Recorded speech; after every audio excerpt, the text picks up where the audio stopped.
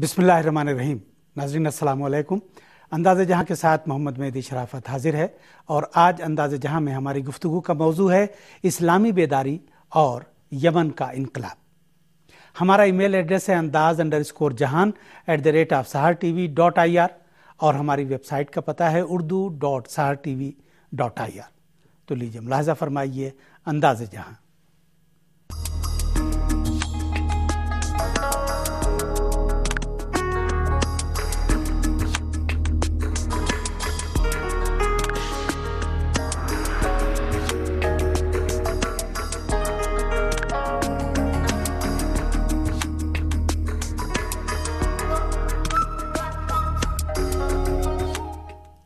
नाज़रीन, मशरक़ वुस्ता और शुमाली अफ्रीका में इस्लामी बेदारी के तहत जिन मुल्कों में आमरीत और डिक्टेटरशिप के ख़िलाफ़ तहरीकें चल रही हैं उनमें यमन कई लिहाज से मुमताज़ हैसियत रखता है। एक तो इसका महल वक़ू है जिसने अमरीका और डेमोक्रेसी के दिफा के दावेदार दीगर मुल्कों को अपने सारे दावे और नारे बालाए ताक रख के डिक्टेटर की हिमायत पर मजबूर किया, और दूसरे इस मुल्क के अवाम का इस्लामी रुझान है जो ट्यूनिस, लीबिया और मिस्र के अवाम के इस्लामी जज्बे से कम नहीं बल्कि ज़्यादा ही हो सकता है। और ये दूसरा अहम उन्सुर है जिसने आलमी साम्राज्यी ताकतों को इस खौफ में मुब्तला कर दिया कि अगर इक़्तिदार यमन के अवाम के अख्तियार में चला गया तो फिर उनके तसल्लुत और उनके असर और नफूज के लिए कोई जगह नहीं रहेगी, और सबसे बढ़कर यह कि इसराइल के गिर्द घेरा तंगतर हो जाएगा। चुनांचे वहां अवाम के इनकलाब को सबोताज करने के लिए नया ड्रामा खेला गया जिसमें सऊदी अरब ने खास किरदार अदा किया, और इसी ड्रामे की तकमील के लिए मंगल को यमन में नुमाइशी सदारती इलेक्शन हुआ जिसमें सिर्फ एक उम्मीदवार मैदान में था, और वो भी ऐसा शख्स जो डिक्टेटर अब्दुल्ला सालेह के जराइम में बराबर का शरीक रहा है। इस मौजू पर गुफ्तगू के लिए आज हमने स्टूडियो में दावत दी है सियासी उमूर के माहिर साजिद रिजवी साहब को, और इसी के साथ हमारा राबिता दिल्ली स्टूडियो से होगा जहां हिंदुस्तान के सीनियर तजिया निगार कमर आगा साहब मौजूद होंगे, और लंदन स्टूडियो में बर्रे सगीर के मुमताज़ दानिश्वर डॉक्टर इनायतुल्लाह अंद्राबी से गुफ्तगू होगी। गुफ्तगू का आगाज़ करते हैं साजिद रिजवी साहब से जो स्टूडियो में मौजूद हैं। रिजवी साहब, स्टूडियो में आपका खैर मकदम। यमन के बारे में आज गुफ्तगू हो रही है। मंगल को यमन में सदारती इलेक्शन हुआ, इस इलेक्शन के बारे में आपकी राय क्या है? बिस्मिल्लाहिर्रहमानिर्रहीम। एक तवील अरसे तक यमन के अवाम ने जो तहरीक चलाई और उसके नतीजे में अली अब्दुल्ला सालेह को वहाँ से भागना पड़ा, और 30-32 साल का उसका इख्तिदार बज़ाहिर जो है वो ख़त्म हुआ। और तवक्को तो ये की जा रही थी कि वहाँ पर भी जो है एक अवामी सतह पर जिस तरह मिस्र में हुआ, जिस तरह ट्यूनिस में हुआ, आइंदा आम इंतखाबात के लिए जो है वो राह हमवार होगी और की जाएगी। लेकिन सऊदी अरब और अमेरिका जो मिस्र और ट्यूनिस की सूरत हाल देख चुके थे और वहाँ दो मगरिब नवाज डिक्टेटर जो हैं वो अपने अंजाम को बज़ाहिर पहुँच गए थे। इस अंजाम को देखते हुए उन्होंने जो है वो यहाँ इस इनकलाब को सबूताज करने की पूरी कोशिश की, और एक ऐसा राय हल पेश किया कि जिसमें सबसे पहले तो उन्होंने पूरी कोशिश की कि अली अब्दुल्ला सालेह इख्तिदार में बाकी रहे, और उसकी मौजूदगी में ही अगर इंतखाबात हों, आज़ादाना इंतखाबात हों, या इंतखाबात का अगर ढोंग रचाया जाए, या नुमाइशी इंतखाबात जिन्हें कहा जा सकता है वो हों जो अब तक होते रहे थे, एक बार फिर जो है अली अब्दुल्ला सालेह दोबारा इख्तिदार पे बराजमान और शिद्दत के साथ जो है वो अवामी तहरीकों को और मुतालबात को जो है वो कुचले। लेकिन बहरहाल अवामी इनकलाबात जो शुमाली अफ्रीका से शुरू हुआ और मुख्तलिफ ममालिक में हमने देखने में मिला, और तहरीक रोज़ बरोज़ ज़ोर पकड़ रही है, उसके पेश नज़र उनके पास कोई चारा नहीं था कि वो अली अब्दुल्ला सालेह को स्क्रीन से हटाएं, और उन्होंने उसे हटाया और अमेरिका में उसने जो है पनाह ली। लेकिन इस ड्रामे को मुकम्मल करने के लिए उन्होंने उसी के नायब सदर को जो है मंसूर हादी को जो है वो इलेक्शन में नामज़द सदारती नामज़द मुकर्रर किया। वो ये वाहिद तना उम्मीदवार था कि जो इलेक्शन में जो है वो सदर की हैसियत से खड़ा हुआ, और अवाम को मजबूर किया गया कि वो इसी शख्स को जो है वो मुंतखब करें, और ये शो किया जाए, ये जाहिर किया जाए कि अब जो वहाँ पर हालात थे, जो अवाम के मुतालबात थे वो पूरे हुए, और इंतखाबात में एक अवाम के ज़रिए जो है नया शख्स जो है मुंतखब हो गया है। हालांकि ये वही शख्स है, वही मोहरा है कि जो علی عبداللہ صالح کے لیے کام کرتا رہا، اور اس کی غیر موجودگی میں جب وہ کچھ عرصے کے لیے فرار ہو کے سعودی عرب میں پناہ گزین ہوا تھا، اس وقت بھی اس نے بڑی شدت کے ساتھ جو ہے وہ عوامی تحریک کو اور عوامی انقلابات کو کچلنے کی کوشش کی تھی، اور سینکڑوں یمنی عوام کے خون سے اس شخص کے بھی ہاتھ جو ہیں وہ رنگے ہوئے ہیں۔ تو یہ مضحکہ خیز جو ہے وہ انتخابات ہیں جو ہوا ہے، اور ایک عوام کے ساتھ جو یمنی عوام کے ساتھ بھونڈا مذاق ہے، اور یہ وہی ڈیموکریسی یا جمہوریت ہے کہ جو امریکہ اور مغرب نے یمن، تیونس اور مصر جیسے ممالک کے لیے جو ہے وہ ترسیم کی ہے یا معین کی ہے۔ جی ساجد صاحب، ابھی آپ نے سعودی عرب کا ذکر کیا، یہ جو ڈرامہ یمن کے انقلاب کو سبوتاژ کرنے کے لیے کھیلا گیا ہے، اس میں سعودی عرب نے اہم کردار ادا کیا۔ سعودی عرب کا انٹرسٹ کیا ہے یمن میں؟ دیکھیں، سعودی عرب کا یمن میں تو کوئی بظاہر ایسا کوئی وہ دلچسپی نہیں، اس حوالے سے نہیں ہے کہ اسے وہاں پر اس نے اپنے سیاسی کوئی محرمہ لانا چاہتا ہو، اپنے مفادات اس کے وہاں کو یوں۔ اصل مسئلہ جو ہے وہ یہ ہے کہ اس وقت جو مصر جیسا ایک بڑا ملک امریکہ کے ہاتھ سے نکل گیا، اور اسرائیل کا محافظ جو تھا وہ اس خطے میں ختم ہو گیا۔ لیبیا میں بھی یہی صورتحال پیش آئی کہ وہاں پر بھی جو ہے وہ ایک زمانے تک امریکہ اور سامراجی قوتوں کے مخالف جو بغاوت کا علم بلند کرنے والا شخص تھا، بعد میں سب کچھ اس نے ڈھیر کر دیا تھا کرنل معمر قذافی نے، وہ حکومت بھی ان کے ہاتھ سے نکلی۔ تیونس میں بھی یہی ہوا کہ زین العابدین بن علی کو وہاں سے بھاگنا پڑا۔ تو یہ چیزیں جو ہیں وہ بہرحال ان لوگوں کے لیے قابل قبول نہیں ہیں، اور یہ وہ ممالک تھے کہ جہاں کسی حد تک بظاہر ڈیموکریسی تھی، یعنی صدارتی انتخابات ہوتے تھے، الیکشن ہوتے تھے، پارلیمنٹ تھی، پارلیمنٹ کے اجلاسات ہوتے تھے، کابینہ تشکیل پاتی تھی۔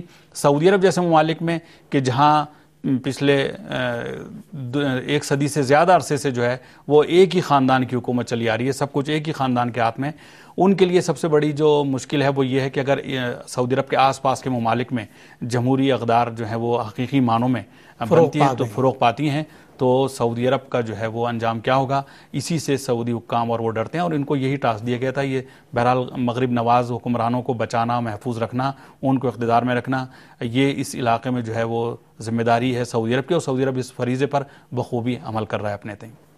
اچھا ساجد صاحب، اس خطے میں جو اسلامی بیداری کے تحت جن ممالک میں انقلابی تحریکیں چل رہی ہیں، ان کے سلسلے میں امریکہ اور اس کے اتحادیوں نے متضاد روش اختیار کی ہے۔ جی، کچھ ملکوں میں دکھانے کے لیے صحیح عوام کی حمایت کا نعرہ لگایا، جیسے تیونس میں آخری وقت میں اس نے یہ اعلان کیا کہ ہم عوام کے ساتھ ہیں۔ مصر کے ساتھ بھی یہی ہوا، لیبیا میں اس نے فوج اتار دی۔ لیکن بعض ملکوں میں جیسے بحرین ہے اور یمن ہے، ان دونوں ملکوں کے تعلق سے اگر دیکھا جائے تو امریکہ نے فیس سیونگ کی بھی کوشش نہیں کی ہے، بلکہ کھل کے آمریت اور ڈکٹیٹرشپ کی حمایت کی ہے۔ بحرین کے تعلق سے ہم پھر گفتگو کریں گے۔ یمن کے تعلق سے آپ دیکھیں کہ ساری دنیا جان رہی ہے کہ یہ ساری کوشش یمن میں آمریت کو دوام بخشنے کے لیے ہے، آمریت کو جاری رکھنے کے لیے ہے، ورنہ ایک شخص ہٹ جائے اور اس کی جگہ پہ کوئی دوسرا شخص آ جائے اور سسٹم وہی رہے، نظام وہی رہے، یہ امریکہ کی کوشش۔ اس میں اس نے جو ہے وہ ظاہرداری سے بھی کام نہیں لیا ہے، اس کی کیا وجہ ہے؟ دیکھیں، بظاہر اس وقت جو صورتحال امریکہ کے لیے بن رہی ہے وہ یہ پوری کوشش ان کی پہلے حتی مصر میں بھی یہی تھی کہ آخر تک وہ حسنی مبارک کا جو ہے وہ دفاع کرنے کی کوشش کرتے رہے، اور عوام کو دبانے کی یا راضی کرنے کی کوشش کی گئی، اور پورے طور پر وہ ان کا پالیسی یہ رہی کہ مصر جو ہے وہ اپنی جگہ پہ برقرار، یعنی حسنی مبارک جو ہے وہ اقتدار میں رہیں، اور ان کا ساتھ جو ہے وہ امریکہ آخر تک دیتا رہا، جیسے کہ آپ نے بھی اشارہ کیا۔ یمن کے حوالے سے جہاں تک میں سمجھتا ہوں کہ یمن جو ہے وہ اس خطے کا وہ ملک ہے کہ جہاں پر اسلامی جو رجحانات ہیں وہ بہت زیادہ ہیں، اور اگر وہاں پہ حقیقی معنوں میں عوامی حکومت آتی ہے اور کسی حد تک بھی عوام کو اپنے اقتدار کو اپنے ہاتھ میں لینے کا جو ہے وہ موقع مل جاتا ہے، تو وہاں سے جو چین ان کی پوری بنی ہوئی ہے ان کے اس علاقے میں اسرائیل کو تحفظ دینے والوں کی، امریکہ کے مفادات کی نگرانی کرنے والوں کی، وہ چین جو ہے وہ ٹوٹ سکتی ہے۔ جی بہت بہت شکریہ ساجد صاحب، آپ سے گفتگو ہماری جاری رہے گی۔ اور ناظرین چلتے ہیں دہلی اسٹوڈیو، جہاں ہندوستان کے سینئر تجزیہ نگار قمر آغا صاحب موجود ہیں۔ قمر آغا صاحب السلام علیکم۔ جی قمر آغا صاحب سے ابھی رابطہ برقرار نہیں ہوا ہے، چلتے ہیں لندن اسٹوڈیو. ڈاکٹر عنایت اللہ اندرابی صاحب وہاں موجود ہیں. اندرابی صاحب السلام علیکم جناب.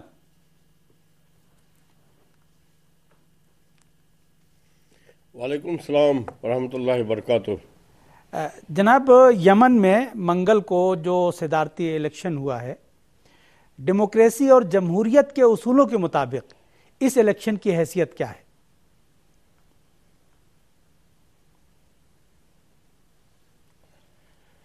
بسم اللہ الرحمن الرحیم. دیکھیے تضاد، جب ہم تضاد کی بات کرتے ہیں تو ایک تضاد ایسا ہوتا ہے جس کو کنٹراڈکشن ان ٹرمز کہتے ہیں. جی. یعنی آپ ایسی کوئی بات کہیں جو کہنے میں ہی اس میں تضاد ہو، یعنی اس میں انہیرنٹ اس بات میں ہی تضاد ہو.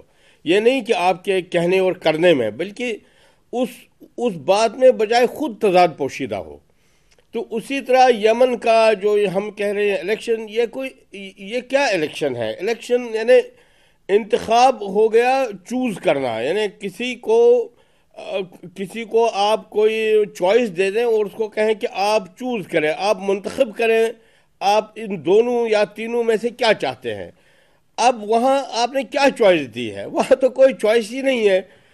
ایک آدمی کو تو اس کو انتخاب کہنا ہی سرے سے غلط ہے. یعنی اس کو اگر آپ کہنا چاہیں تو شاید ریفرنڈم کہہ سکتے ہیں. یعنی ریفرنڈم میں ایک کسی چیز کو ہاں یا نہیں کہنا ہوتا ہے، تو اس طرح کا. لیکن بہرحال وہ تو ایک ٹرمز، یعنی کنٹراڈکشن ان ٹرمز کی میں بات کر رہا تھا. لیکن حقیقت یہ ہے کہ یہ کچھ بھی نہیں ہے، نہ ریفرنڈم ہے، نہ الیکشن ہے. ایک سبٹاج ہے، ایک عوامی تحریک جو اتنے مہینوں سے وہاں پر برپا ہے، تو اس کو سبٹاج کرنے کا وہ طریقہ ہے. تو اس کے روٹس اگر آپ چاہیں تو وہ نومبر میں جب علی عبداللہ صالح سعودی حکمرانوں سے ملنے گیا تھا، تو وہاں پہ یہ ایگریمنٹ طے پایا تھا. اور اس میں بیسیکلی جیسا آپ نے بالکل بجا فرمایا، اس میں سعودی مملکت اور سعودی آل سعود کا بیسک ان کی اس میں ان کا انپٹ ہے، اور انہوں نے یہ اس وقت ممکن بنایا. اور اس میں اب اگر آپ یہ دیکھیں کہ آل سعود کی انٹرسٹ جو ہے وہ ہمیشہ انہوں نے یہ اس بات کی کوشش کی ہے کہ خطے میں ایک سٹیٹس کو رہے. یعنی اس خطے میں چیزیں ایسی کی ویسی ہی رہیں، کوئی یہاں پہ کوئی تبدیلی نہ ہو. اور یہ آپ دیکھیں کہ اس خطے کا جو سٹیٹس کو، اس کی جو تشکیل ہے، سیاسی تشکیل، اس کی تاریخ تو پہلے ورلڈ وار تک جاتی ہے. یعنی یہ استعمار کا تشکیل کردہ ایک پولیٹیکل آرڈر ہے مڈل ایسٹ میں. اس کا تحفظ جو ہے وہ آل سعود کے ذمے ہے کہ وہ اس کا تحفظ کرے. اس کا تحفظ وہ دو مقاصد کے لیے کر رہے ہیں. ایک تو آل سعود کی اپنی کنگڈم سعودی مملکت کے لیے ہر وہ تحریک اور ہر وہ تبدیلی مضر ہے جو خطے میں آ جائے، اور جس سے ان کی جو خاندانی بادشاہت ہے، جس سے ان کو خطرات لاحق ہوں. اور دوسرا مقصد یہ ہے کہ یہاں جو استعماری مقاصد ہیں، جس میں اسرائیل کا دوام اور اسرائیل کا استحکام سرفہرست ہے، اس کو تحفظ ملے، اس کو کوئی زخم نہ پہنچائے. تو اس طرح کے مقاصد جو ہیں یہ آل سعود کے پیچھے رہے ہیں. معاف کیجئے، میں ذرا اس کو سعودی عرب کہنے سے مجھے روحانی تکلیف ہوتی ہے. میں اس مقدس خطے کو، جہاں پر کہ شرف کائنات رسول اللہ صلی اللہ علیہ وآلہ وسلم جہاں پہ ان کا تولد ہوا، میں اس خطے زمین کو کسی خاندان سے وابستہ اور کسی خاندان سے موسوم کرنے سے مجھے روحانی تکلیف ہوتی ہے. لہذا میں اس کو سعودی عرب کبھی کہتا نہیں ہوں. میں سعودی مملکت یا آل سعود کے نام سے کا نام لیتا ہوں. تو میری گزارش یہ تھی کہ اگر آپ اس سارے بیک گراؤنڈ میں جائیں تو آپ کو یہ معلوم ہوگا کہ آل سعود کی یہ کوشش رہی ہے ہمیشہ کہ وہ یمن میں ہمیشہ انہوں نے یہ کوشش کی ہے کہ یمن میں ایک غیر مستحکم हुकूमत रहे। उन्होंने अभी जो डिफेक्ट हो गया वो एक मिलिट्री जनरल, उनके भी उन्होंने उनको भी वो उनकी भी कुछ माली पुष्टपनाही कर रहे थे। इसी तरह इंडिविजुअली कुछ ऐसे कबीले हैं यमन में जो बराह रास्त जिनकी आल सऊद जो है वो माली पुष्टपनाही कर रहा है। मकसद यही है कि वहाँ एक कोई मुस्तहकम हुकूमत वहाँ कभी कायम न हो। तो ये उसकी इंटरेस्ट है कि यमन हमेशा कमज़ोर रहे। और आपको मालूम है कि यमन ने जब सद्दाम हुसैन का साथ दिया था, कुवैत पर जब सद्दाम हुसैन ने इन्वेड किया, तो उन्होंने सद्दाम हुसैन का साथ दिया था अली अब्दुल्ला सालेह ने। तो उस वक्त सऊदी अरब ने उनको बिल्कुल यानी उनकी इमदाद भी बंद की थी, उनके लोग भी वहाँ से निकाले थे। तो कहने का मकसद ये है कि ये सारी जो वहाँ पर जो गेम है, इसके पीछे आले सऊद की जो उनकी माली पुष्टपनाही और उन्हीं का हाथ है। और ये असल में वहाँ पर वो अमेरिका का काम कर रहे हैं बस। तो इसी वजह से इस वक्त भी जो कुछ हो रहा है वहाँ ये बस वही हो रहा है। लेकिन ये मेरी कुछ इब्तिदाई गुजारिशात थी। इंशाल्लाह अभी बहस चलेगी तो मैं कुछ और नकात इस ताल्लुक से कहूँगा। बहुत बहुत शुक्रिया डॉक्टर अंद्राबी साहब। और चलते हैं दिल्ली स्टूडियो, कमर आगा साहब वहाँ मौजूद हैं। कमर आगा साहब, अस्सलाम वालेकुम जनाब।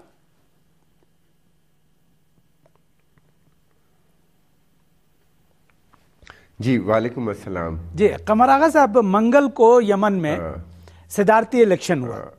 इस इलेक्शन में ख़ास बात यह थी कि इक़्तिदार की मुंतकली के लिए जिस शख्स को मद्देनज़र रखा गया, मंसूर हादी, वो डिक्टेटर का नायब रहा है।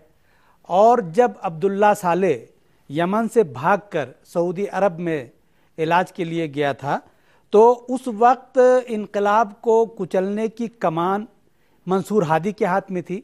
और इस मुद्दत में इसने सैकड़ों इनकलाबियों को खाको खून में गलता किया और पूरी कुव्वत के साथ इनकलाब को इसने कुचलने की कोशिश की और अब्दुल्ला सालेह के जराइम में बराबर का शरीक रहा है। ऐसे शख्स को वाहिद उम्मीदवार की हैसियत से, तन्हा उम्मीदवार की हैसियत से इलेक्शन में अवाम के सामने पेश किया गया। इस इलेक्शन को आप क्या कहेंगे?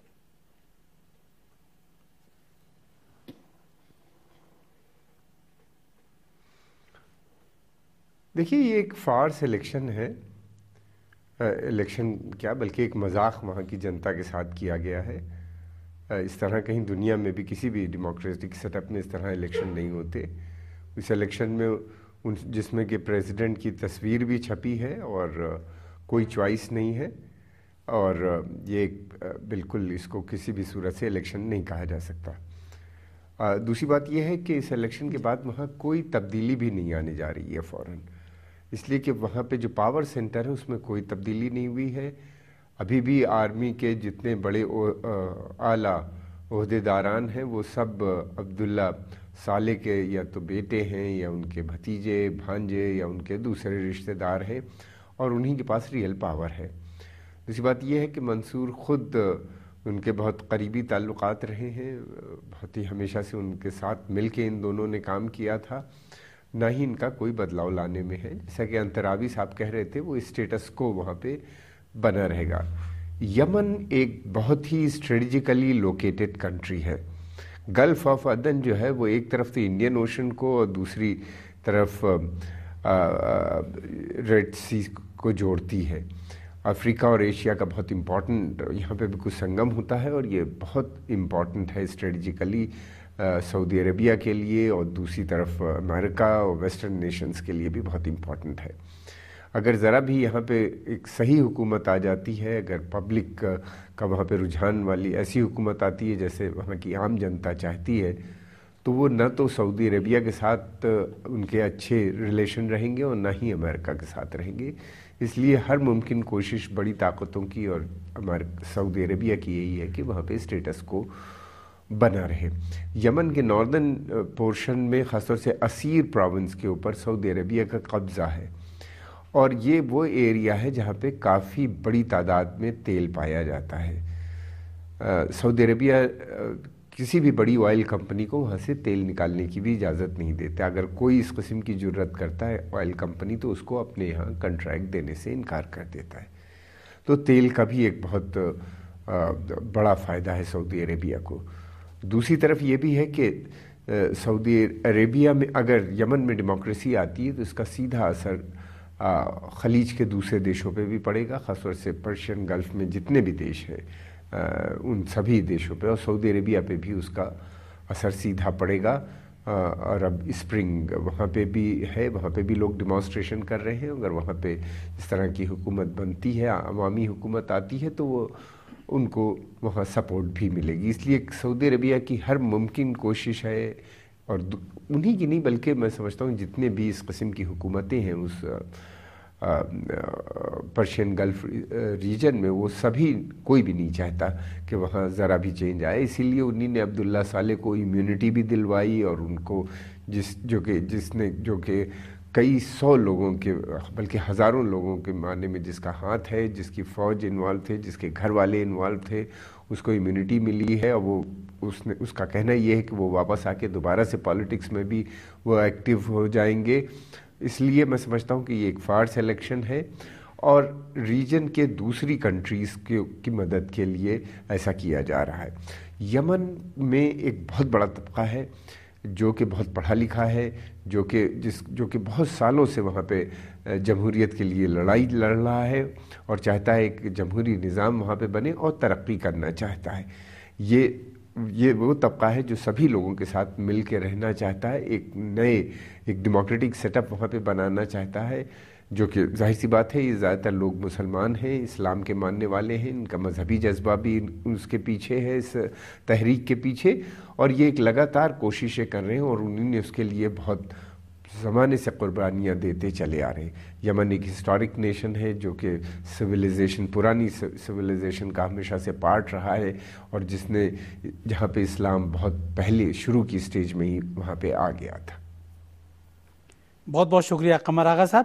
اندرابی صاحب، قمر آغا صاحب کی گفتگو آپ نے ملاحظہ فرمائی ہوگی کہ یمن میں جو اس وقت سسٹم ہے اس میں منصور ہادی عبداللہ کا نائب، اس کے علاوہ وہاں پر پورے نظام میں سسٹم میں ڈکٹیٹر عبداللہ کے بیٹے، بھانجے، بھتیجے، بھائی، یہی سب موجود ہیں۔ کوئی فوج کا سربراہ ہے، کوئی صدارتی گارڈ کا چیف ہے، کوئی انٹیلیجنس کا چیف ہے۔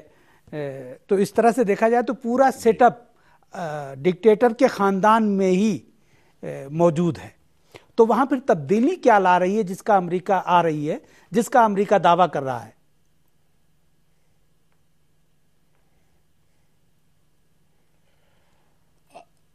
دیکھیے، تبدیلی تو کوئی خاص تبدیلی نہیں آ رہی ہے، یہ آپ صحیح فرما رہے ہیں۔ وہ سارا انفراسٹرکچر جو ہے وہ اسی کا علی عبداللہ صالح کا کنٹرولڈ ہے۔ لیکن میں ذرا یہاں پہ ایک بات کروں گا آپ کی توجہ اور آپ کے جو مہمانان ہیں اسٹوڈیو میں اور انڈیا میں ان کی توجہ کے لیے اور ناظرین کی توجہ کے لیے۔ میری یہ گزارش ہے کہ یہاں پہ بھی ابھی لندن میں ایک سیمینار ہوا تھا، اور کچھ لوگ یہ کہہ رہے تھے کہ یہ عرب سپرنگ یا اسلامک اویکننگ جو بھی یعنی نام دے، تو وہ کہہ رہے تھے کہ یہ ذرا رول بیک ہو رہا ہے، ریورس ہو رہا ہے۔ تو میری یہ گزارش ہوگی کہ دیکھیں، یہ جو پچھلے سال ٹونیزیا سے شروع ہوا، میرا یہ کہنا ہے کہ یہ ریورسبل ہے، اس کو ریورس نہیں کیا جا سکتا۔ اب یمن میں دیکھیں صورتحال ایک جگہ تھی، اب علی عبداللہ صالح فارغ ہو گیا اور منصور ہادی آ گیا تو صورتحال دوسری جگہ آ گئی۔ لیکن ہمیں یہ سمجھنا چاہیے کہ صورتحال اپنی جگہ واپس نہیں گئی بلکہ دوسری جگہ چلی گئی، اور دوسری جگہ میں اس صورتحال کے اپنے چیلنجز ہیں اور اپنے مواقع ہیں، وہاں اپنی اپرچونٹیز ہیں۔ اب دیکھیں نا، سب سے بڑی بات آپ کے لیے، میرے لیے، تمام آزادی پسند لوگوں کے لیے جو سب سے بڑی بات ہے سیلیبریٹ کرنے کے قابل، یعنی شادیانہ منانے کے قابل، وہ یہ ہے کہ آخر عوامی تحریک جو اٹھی اس سے کچھ تو ہو گیا۔ یعنی علی اکبر صالح کیوں ہٹ جاتا؟ یعنی کچھ نہ کچھ تو ہو گیا۔ یعنی اب دیکھیں نا، آپ کسی چٹان کو آپ ہلانا چاہیں تو اگر تھوڑی سی بھی آپ دیکھیں کہ چٹان میں تھوڑی سی حرکت ہوتی ہے تو آپ کو اپنے اندر اعتماد پیدا ہوگا کہ نہیں میں جو کر رہا ہوں اس سے کچھ ہو رہا ہے. تو کم از کم اتنا تو ہو گیا. البتہ یہ کہ یہ کوئی جوہری یہ کوئی بنیادی تبدیلی نہیں ہے. یعنی ایسا ہوتا ہے کہ تحریکیں جب اٹھتی ہیں تو موجودہ حالت مطلوب میں تبدیل نہیں ہوتی, کسی دوسری سٹیج پہ چلی جاتی ہے. یمن میں ایسا ہی ہوا. مطلوبہ حالت تو ابھی پیدا نہیں ہوئی ہے لیکن یہ ایک دوسری پوائنٹ پہ آ گئی ہے صورتحال. اب جیسا کہ آپ کے قمر آغا صاحب فرما رہے تھے, یمن میں جو انفراسٹرکچر ہے, وہاں کی سول سوسائٹی ہے, ہیومن رائٹس گروپس ہیں, ایجوکیٹڈ لوگ ہیں, وہاں لیبیا جیسی صورتحال نہیں ہے. تو وہاں اس بات کے قوی امکانات ہیں کہ اگر عوامی جوش جذبہ رہا اور ان کی ڈائریکشن پراپر رہی تو معاملہ یہاں پہ رکے گا نہیں, منصور ہادی پہ معاملہ ختم نہیں ہوگا, معاملہ اس سے آگے بڑھے گا. تو میری گزارش یہ ہوگی کہ ہمیں اس کو اسی طرح سے دیکھنا چاہیے اور یہ دیکھنا چاہیے کہ کم از کم ایک چیز تو ہو گئی ہے وہاں پر.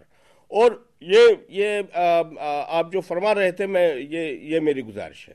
جی بہت بہت شکریہ. ساجد صاحب, یمن میں جو صورتحال ہے جس کی طرف اندرابی صاحب نے اشارہ کیا اور ایک سیمینار کا ذکر کیا کہ جس میں بعض لوگوں نے یہ کہا کہ اب یہاں پر جو اسلامی بیداری کی تحریک ہے یہ ریورس ہو رہی ہے, کیا اس صورتحال کو ہم یہ کہہ سکتے ہیں کہ تحریک واپس ہو رہی ہے یا ناکامی کی طرف جا رہی ہے؟ میں اندرابی صاحب کی بات سے بالکل اتفاق کروں گا, اور جیسے کہ انہوں نے مثال بھی دی, بہت اچھی مثال دی کہ ایک چٹان کو کھسکانے کی بات ہو رہی ہے, اپنی جگہ سے ہلانے کی بات ہو رہی ہے, اگر وہ اس میں تھوڑی سی بھی جنبش آ جاتی ہے تو یہ بہت بڑی تبدیلی ہے. یعنی چٹان واقعاً یہ چٹانیں تھیں اتنی بڑی بڑی کہ جن کو ہلانا جو ہے وہ آسان کام نہیں تھا. علی عبداللہ صالح کا اقتدار سے ہٹ جانا اور اس کی جگہ اس کے نائب صدر کا آ جانا, اس کو ضرورت نہیں تھی کہ یہ انتخابات کراتے یا الیکشن کراتے, یہ ویسے ہی بیٹھ سکتے تھے.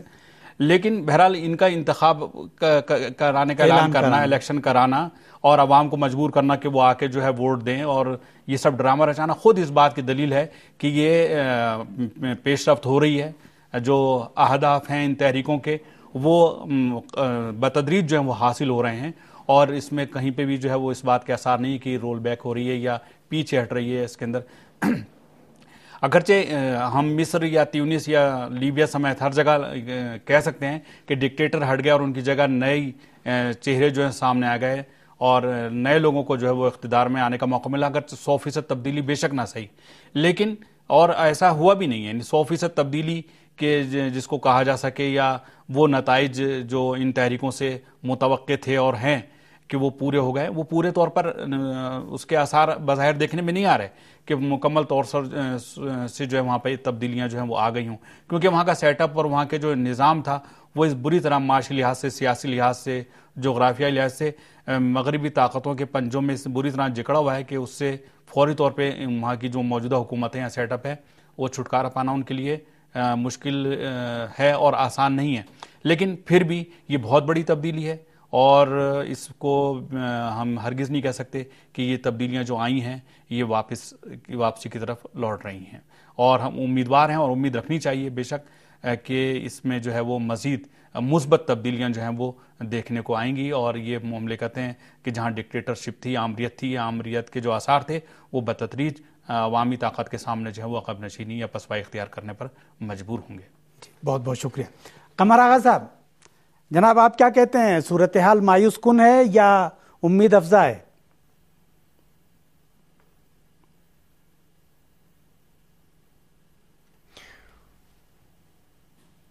میں سمجھتا ہوں انترابی صاحب نے بہت صحیح بات فرمائی. جی, اس میں یہ ایک بار جو یہ شروع ہوئی ہے تحریک, یہ رکنے والی تحریک نہیں ہے, یہ آگے ہی بڑھے گی. اس کی کئی وجہ ہیں. ایک سب سے پہلی وجہ تو یہ ہے کہ جب سے امریکہ میں ریسیشن آیا ہے, وہاں کی اکنامی سلو ڈاؤن ہوئی ہے, یورپ میں کی بھی اکنامک کنڈیشن بگڑتی چلی جا رہی ہے, وہ جو ایک عوام میں ایک ڈر تھا وہ ختم ہو گیا ہے. عوامی تحریکیں ہر جگہ, یہ تونس سے شروع ہوئی اور فوراً ہی تمام پھیل گئیں. یہ جتنی بھی حکومتیں ہیں اس پورے خطے میں سعودی عربیہ سے لے کے میں سمجھتا ہوں موراکو تک، اس میں بہت سی حکومتیں، زیادہ تر حکومتیں ایسی ہیں جو کہ فیلڈ اسٹیٹ ہو چکی ہیں، اور لوگوں کا ماننا یہ ہے کہ وہاں کے جو لوگ ہیں ان کا ماننا یہ ہے کہ ان حکومتوں کو ہٹا کے ڈیموکریٹک سیٹ اپ وہاں پہ لایا جائے، اور بیداری وہ آئی ہے، اسلامک بیداری بھی جس کو آپ کہہ رہے ہیں، ہم بھی اس کو اسلامک وہ چاہتے ہیں۔ یہ بیداری دیکھیے بہت پہلے سے آئی تھی، ایرانین ریولوشن کے بعد یہ شروع ہوئی تھی، لیکن اس کا عملی جامہ جو ہے وہ اب پہنچا ہے۔ اس کو تقریباً میں سمجھتا ہوں 30-35 سال لگ گئے یہاں تک آنے میں، اور اب یہ irreversible ہے، اس کو روکا نہیں جا سکتا۔ لوگوں کے دل سے وہ ڈر نکل گیا ہے امریکہ کا، وہ خوف نہیں رہا ہے، وہ اپنی حکومتوں سے نہیں ڈرتے۔ مگر ایک بات ہے، یہ بہت ہی سخت حکومتیں ہیں، یہاں پہ آرمی بہت اسٹرانگ ہے، یہ آسانی سے پاور دوسرے لوگوں کو نہیں دیں گے، ڈیموکریسی کو نہیں آنے دیں گے۔ تو میں سمجھتا ہوں آنے والا جو 5-10 سال ہوگا وہ بہت سخت ہوگا، جس میں بہت زیادہ خون ریزی ہوگی۔ عام عوام جو ہے وہ لڑیں گے، وہ چھوڑنے پہ نہیں تیار ہیں، وہ ڈیموکریسی لینے پہ آمادہ ہیں، اور یہ گورنمنٹ بھی جس قسم کی ہے، ان کی جو یہاں پہ زیادہ تر دیشوں کی جو فوجیں ہیں، یہ بہت ہی ان کا اسپیشلائزیشن ہے ریپریشن کرنے میں، یہ ایک زمانے سے ریپریشن کرتی چلی آ رہی ہیں۔ تو یہ ایک ایسا دور میں عرب ورلڈ آ رہا ہے جس میں بہت کرائسس ہوگی آنے والے 4-5 سال میں، لیکن الٹیمیٹلی اس کو روکا نہیں جا سکتا، اور وہاں جلدی ہی میں سمجھتا ہوں کہ یہ اسلامک بیداری آئے گی، اور وہاں پہ عوامی حکومتیں بہت جلدی بنیں گی۔ نہ امریکہ کے پاس اتنے فائنینشیل سپورٹ ہے، نہ اس کے پاس اتنی بڑی آرمی وہ مینٹین کر سکتا ہے کہ اس کو روک سکے، اور یہ جذبہ جو ہے اس کو آرمی یا فوج کوئی بھی سپریس نہیں کر سکتی۔ مائنڈ سیٹ لوگوں کا چینج ہو گیا ہے، اور وہ چاہتے ہیں کہ ڈیموکریسی آئے، ایک حقیقی طور پہ جو پاور ہے وہ ان کے پاس آنا چاہیے۔ اس کے لیے جو لڑائی شروع ہوئی یہ رکنے والی نہیں۔ جی اچھا قمر آغا صاحب، یمن اور لیبیا دونوں ملکوں میں تقریباً صورتحال یکساں تھی، اور ایک ساتھ دونوں ملکوں میں یہ جو موجودہ انقلابی تحریک ہے شروع ہوئی۔ دونوں ملکوں میں آمریت تھی، اور دونوں ملکوں میں عوام دبا کے رکھے گئے تھے، کچلے گئے تھے، ان کے حقوق پامال کیے گئے تھے۔ لیکن دونوں ملکوں کے سلسلے میں امریکہ کا رویہ بالکل یکسر متضاد رہا ہے۔ لیبیا میں امریکہ نے عوام کی حمایت کا نعرہ لگا کر فوج اتار دی، اور وہاں کے ڈکٹیٹر کا انجام کچھ اور ہوا۔ یمن کے سلسلے میں امریکہ نے پوری طاقت لگا دی ہے ڈکٹیٹر کو بچانے کے لیے، اور وہاں کی آمریت کو تحفظ فراہم کرنے کے لیے۔ یہ فرق کیوں ہے؟ یمن میں اور لیبیا میں فرق کیا ہے جو امریکہ کے رویے میں تضاد پایا جاتا ہے؟ دو وجہیں ہیں۔ جی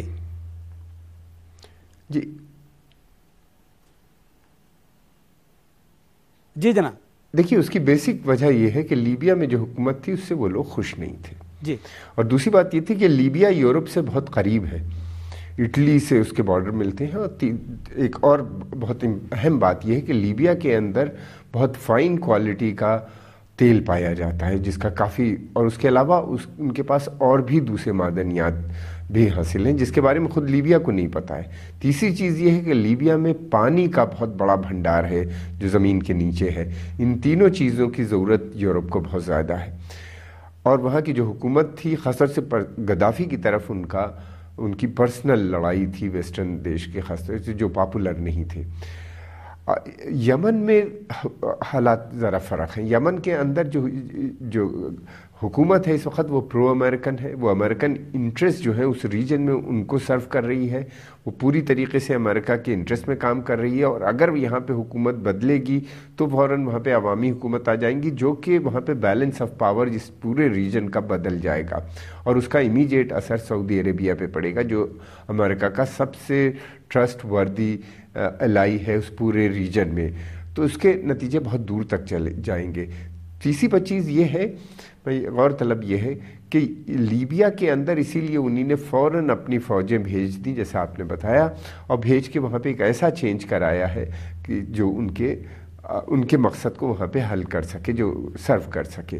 میں سمجھتا ہوں ان کو لیبیا میں بھی بہت زیادہ کامیابی نہیں مل پائے گی، کیونکہ لیبیا کے اندر بھی کافی اسلامک بیداری ہے، اور جس طریقے سے جو فورسز وہاں پہ پاور میں آئی ہیں ان کو کافی دشواریاں اٹھانا پڑ رہی ہیں، اور وہ آنے والے وقت میں بھی لیبیا کی عام جنتا جو ہے وہ اس کا رجحان ویسٹ کی طرف نہیں ہے، اور اس پوری بیداری میں بھی ویسٹ کی طرف نہیں تھی۔ وہ ایکچولی چاہتے تھے ایک پیسفل اسٹرگل کرنا، شانتی پوروک طریقے سے وہ تختہ پر لٹنا چاہتے تھے، اور عوامی حکومت وہاں پہ ایک اسلامک عوامی حکومت بنانے کی کوشش کر رہے تھے، جس کو فوراً ویسٹرن دیشوں نے انٹروین کر کے کر دیا۔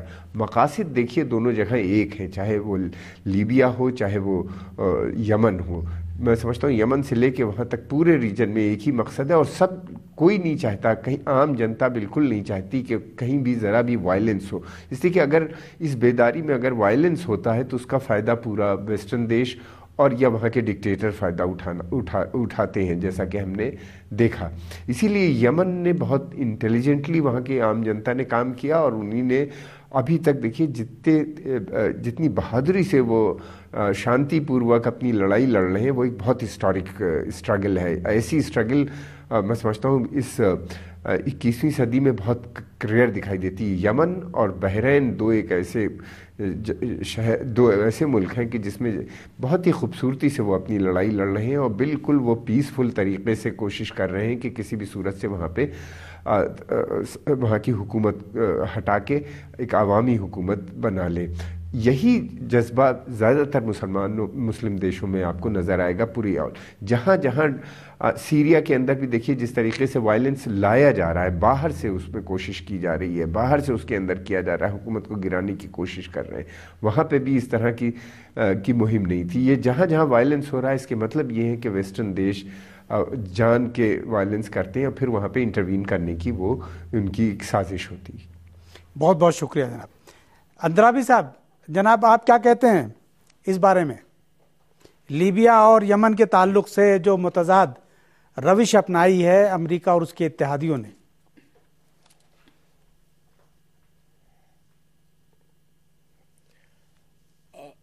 جی، یہ تو سطحی طور پر متضاد لگ رہا ہے، لیکن ایمز وہ ایک ہی فالو کر رہے ہیں۔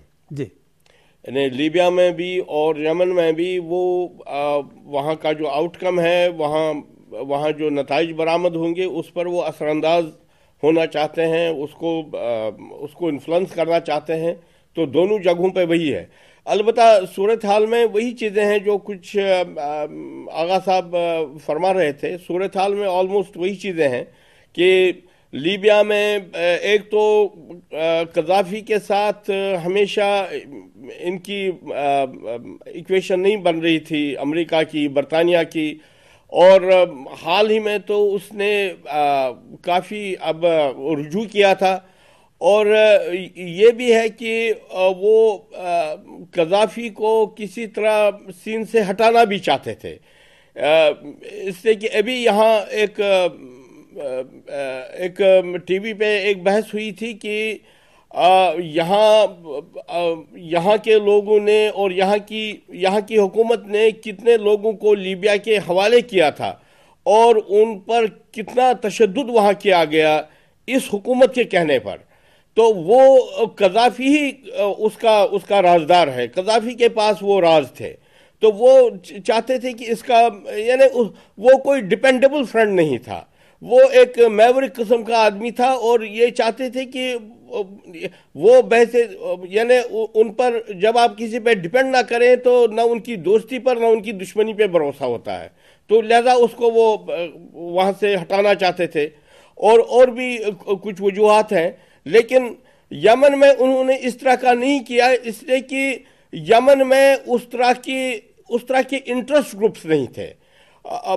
اصل میں اس وقت آپ دیکھیں گے نا کہ سب سے زیادہ جو توجہ شام کی طرف ہے، اس کی وجہ یہ ہے کہ شام میں انٹرسٹ گروپس پیدا ہوئے ہیں، اور یہ انٹرسٹ گروپس کے ساتھ مغرب کا براہ راست ایک کنیکشن بن رہا ہے، اور یہ چاہتے ہیں کہ یہ اگر ان کے ذریعے وہاں کی حکومت کو الٹائیں تو ان کے لیے فیوچر بہتر رہے گا۔ اب یمن میں عوامی تحریک ہی رہی، وہاں اس کے وہ انٹرسٹ گروپس میں سپلٹ نہیں ہوئی، تو لہذا اگر وہاں کے عوام کے سپورٹ میں مغرب کوئی اقدام اٹھائے تو اس کی کوئی گارنٹی نہیں ہے کہ وہاں کا آؤٹ کم اس کے لیے بہتر ہوگا کہ نہیں۔ ویسٹ کے لیے بہتر یہ سمجھتا ہے، اپنے لیے یہی بہتر سمجھتا ہے کہ علی عبداللہ صالح نے کافی وقت سے ان کی خدمت کی ہے، ان کے انٹرسٹ کو وہاں پہ پرزرو کیا ہے، تو یہی پریفر کریں گے کہ وہ یا انہی کا کوئی ڈیپٹی وہاں پہ رہے، یعنی وہاں وہ سٹیٹس کو ہی چاہیں گے، اس سے کہ یہ ایک ڈیپینڈیبل ایک سچویشن ہے ان کے لیے، اور اگر یہ ڈسرپٹ ہوتی ہے تو پھر کوئی بھروسہ نہیں ہے، تو اسی لیے یہ کنسیڈریشنز ہو سکتی ہیں۔ جی بہت بہت شکریہ ساجد صاحب، 1 منٹ کا وقت ہمارے پاس رہ گیا، اس بارے میں اگر آپ کچھ کہنا چاہیں۔ بس میں شام کے طرف، جیسے کہ اندرابی صاحب نے اشارہ کیا کہ امریکہ شام میں جو ہے وہ پوری مداخلت کر رہا ہے، وہاں پر ایک جو مثلث بن کے آئی ہے سعودی عرب، القاعدہ نے بھی اب پورے طور پر جو ہے وہاں پہ مداخلت کرنے کا اعلان کیا ہے۔ شام کا معاملہ بھی اسی طرح کا ہے، وہاں پہ بھی دیکھا جائے تو ایک طویل عرصے سے ایک ہی حکومت چلی آ رہی ہے اور ایک ہی سیٹ اپ چلا رہا ہے، اور وہاں پر بھی بظاہر لوگ تبدیلی چاہتے ہیں، اصلاحات چاہتے ہیں، اور شام کی حکومت جو ہے وہ اس میں بڑھ چڑھ کر حصہ لے رہی ہے۔ بشار اسد نے جو تبدیلیوں کا اعلان کیا، آئندہ ریفرینڈم بھی کرایا جائے گا، نیا آئین جو ہے مرتب کیا جا رہا ہے، لیکن اس کے باوجود ایسے عناصر وہاں پر جو ہے وہ ہیں کہ جو مسلسل گڑبڑ پھیلا رہے ہیں، اور بموں کے دھماکے، خودکش کارروائیاں اور مختلف قسم کے جو چیزیں ہم دوسرے ممالک میں دیکھتے رہے ہیں، وہاں پر ہم اس کے اثار دیکھ رہے ہیں۔ اس کی مین وجہ جو ہے وہ یہ ہے کہ شام میں ایک ایسی حکومت برسر اقتدار ہے کہ جو اس وقت اسرائیل کے سامنے ڈٹی ہوئی ہے، لہٰذا وہ اس کو وہاں سے اسکرین سے ہٹا کر وہاں پر ایسی حکومت لانا چاہتے ہیں کہ جن کو القاعدہ یا طالبان کا کہہ کے افغانستان سے ہٹایا گیا، وہاں وہ سارے ایلیمنٹ موجود ہیں، اور اس کی جو ہے امریکہ حمایت کر رہا ہے۔ بہت بہت شکریہ، بہت بہت شکریہ ساجد صاحب۔ اسی کے ساتھ ہم قمر آغا صاحب اور عنایت اللہ اندرابی صاحب کے بھی شکر گزار ہیں۔ بہرحال ایک بات طے ہے، اور وہ یہ ہے کہ امریکہ اور اس کے اتحادی جہاں بھی مداخلت کرتے ہیں وہاں عوام کی حمایت ان کے مد نظر نہیں ہوتی ہے، عوام کے مفادات نہیں ہوتے ہیں، بلکہ ان کے اپنے مخصوص سامراجی اور استعماری اہداف ہوتے ہیں۔ اسی کے ساتھ پروگرام انداز جہاں اپنے اختتام کو پہنچتا ہے۔ ہم آپ سے اجازت چاہتے ہیں۔ خدا حافظ۔ شکریہ۔